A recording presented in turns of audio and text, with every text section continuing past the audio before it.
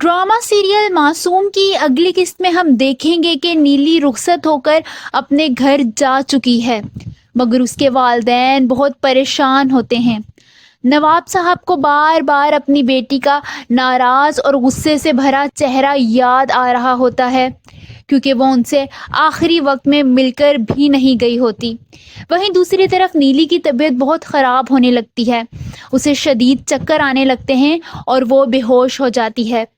وجدان جب کمرے میں داخل ہوتا ہے تو نیلی کو بے ہوش دیکھ کر بہت پریشان ہو جاتا ہے اور پریشانی سے بھاگتے ہوئے اس کی طرف آتا ہے۔ وہ اسے گود میں اٹھاتا ہے اور ہاسپٹل لے جاتا ہے، اسی ہاسپٹل جہاں دلشاد رات گزارنے کے لیے ایک چیئر پر بیٹھا ہوتا ہے۔ وجدان نے نیلی کو گود میں اٹھایا ہوتا ہے اور دلشاد کے پاس سے جلدی جلدی میں گزرتا ہے۔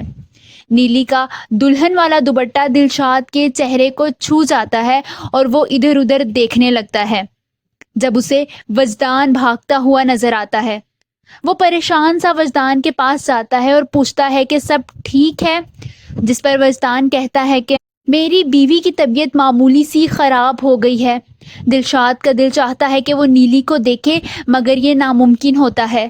وہ پریشان سا ہوتا ہے اور وجدان کے پاس آتا ہے اور کہتا ہے کہ خدا آپ دونوں کی جوڑی ہمیشہ سلامت رکھے، میرے حصے کی بھی ساری خوشیاں آپ کو لگ جائیں۔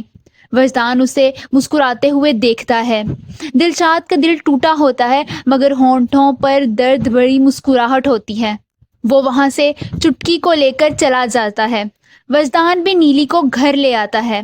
وہ اسے کمرے میں لے جاتے ہوئے کہتا ہے کہ آپ جو چاہیں گی میں سب کچھ کرنے کے لیے تیار ہوں، جس پر نیلی روتے ہوئے کہتی ہے کہ کیا آپ مجھے چھوڑ سکتے ہیں؟ وجدان حیران اور پریشان سا اس کو دیکھنے لگتا ہے۔ وہ توقع نہیں کر رہا ہوتا کہ نیلی اس سے یہ مطالبہ کرے گی۔ آپ سب کو کیا لگتا ہے، کیا وجدان نیلی کا مطالبہ مان لے گا اور اسے چھوڑ دے گا، یا پھر نیلی کو اپنا دل مار کر اس رشتے کو قبول کرنا پڑے گا؟ کامنٹس میں اپنی رائے کا اظہار ضرور کیجیے۔